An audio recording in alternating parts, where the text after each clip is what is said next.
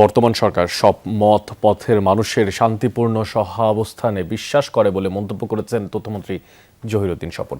সকালে রাজধানীর একটি হোটেলে আয়োজিত আল উম্মাহ জার্নাল ও ওয়েবসাইটের উদ্বোধনী অনুষ্ঠানে এই কথা বলেন তিনি। মন্ত্রী বলেন, বিশ্বে একক কোনো মতবাদ আধিপত্য বিস্তার করতে পারে না।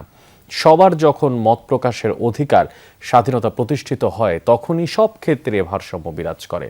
বলেন, ত্রয়োদশ জাতীয় সংসদ নির্বাচন শেষে দেশে বিদেশে সবচেয়ে গ্রহণযোগ্য নির্বাচন হিসেবে স্বীকৃতি পেয়েছে এই নির্বাচন। আর নির্বাচনে প্রধানমন্ত্রী তারেক রহমানের নেতৃত্বে গঠিত সরকার সবার মতামতকে গুরুত্ব দিয়ে উদ্ভূত সব সংকটের মোকাবেলা করে যাচ্ছে।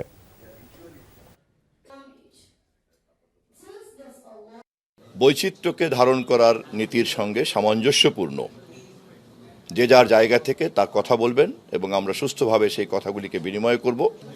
কোনোভাবেই একটি নির্দিষ্ট চিন্তা অথবা একটি নির্দিষ্ট দর্শনের একক আধিপত্য কোনো সমাধান হতে পারে না। আবার সকল মত বিনিময়ের একটি সুস্থ সংস্কৃতি না থাকলে পরে আমরা গণতান্ত্রিক সংস্কৃতি প্রতিষ্ঠা করতে পারবো না।